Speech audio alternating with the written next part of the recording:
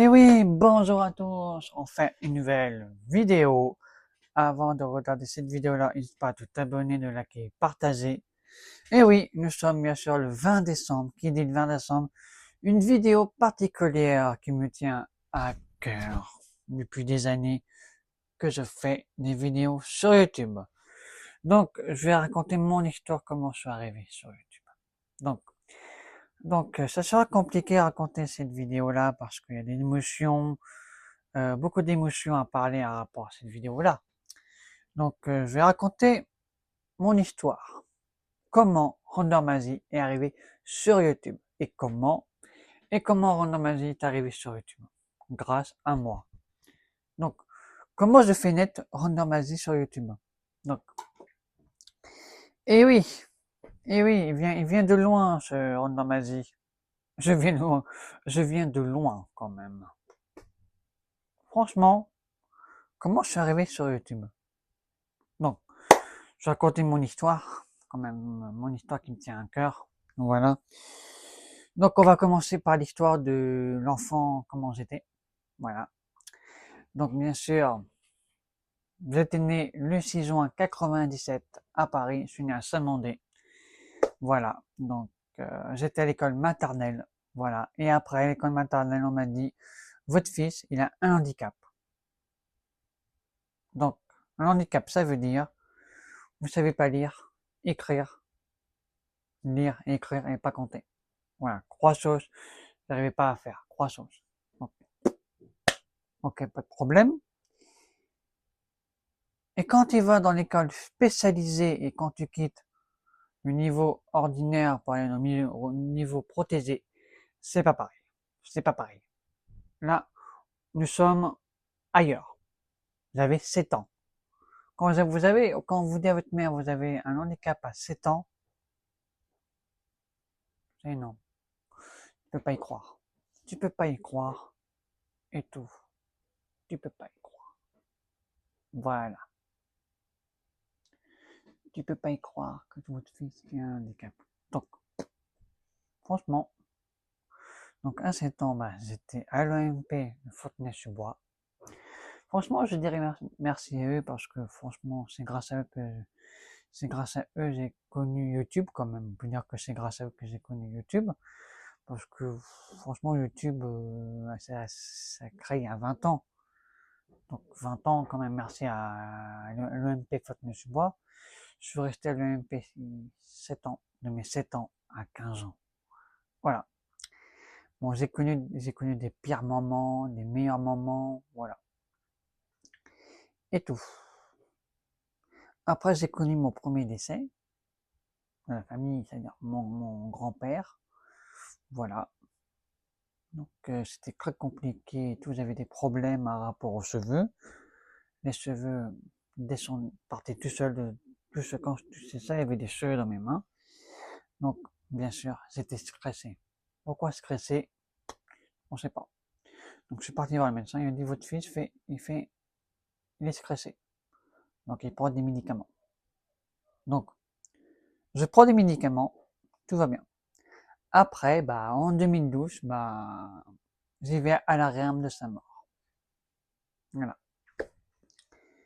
Je dirais merci à eux parce que c'est grâce à eux que je travaille. En milieu protégé. À les autres. Voilà.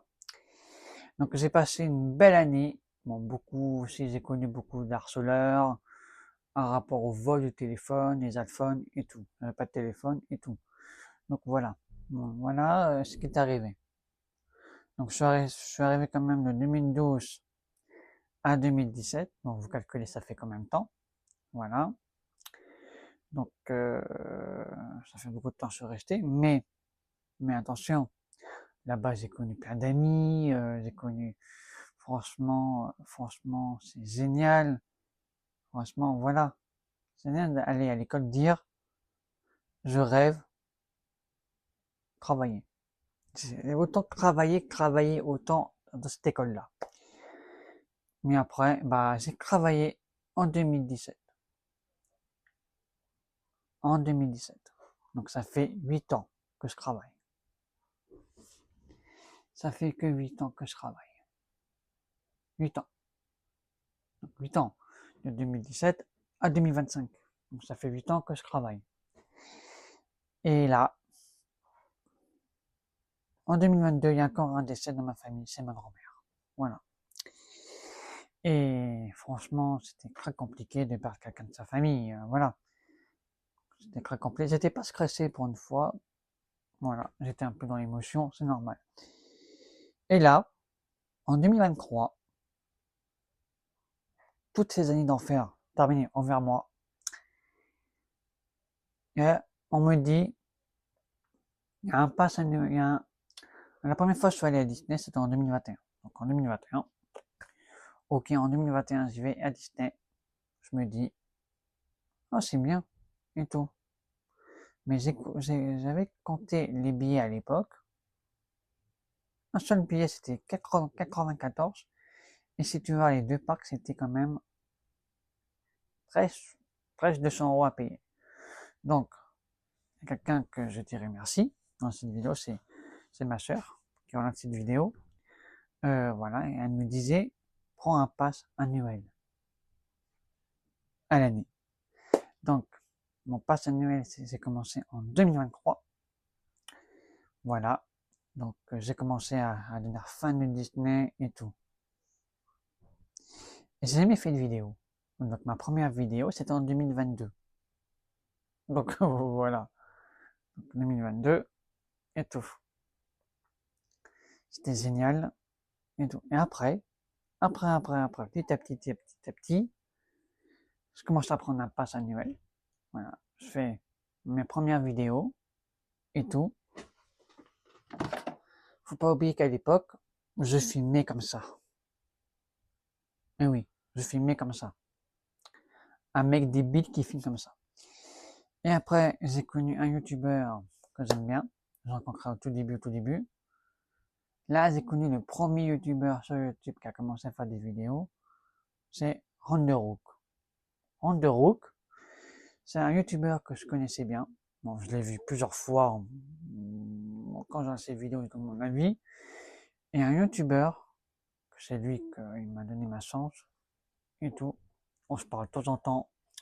C'est Rêveur de magie. Et Rêveur m'a dit, comme ça c'est YouTube, ça c'est TikTok et ça c'est YouTube. Voilà. Franchement, j'ai écouté son conseil. C'est génial. Rêveur de magie et Ronderook. Les youtubeurs que j'ai regardés à la télé, sur YouTube. Je les vois en vrai. Non mais, faut pas imaginer, me sauver la vie, ces deux-là. Et tout. Voilà. Bon, après, il y a des choses négatives. Voilà.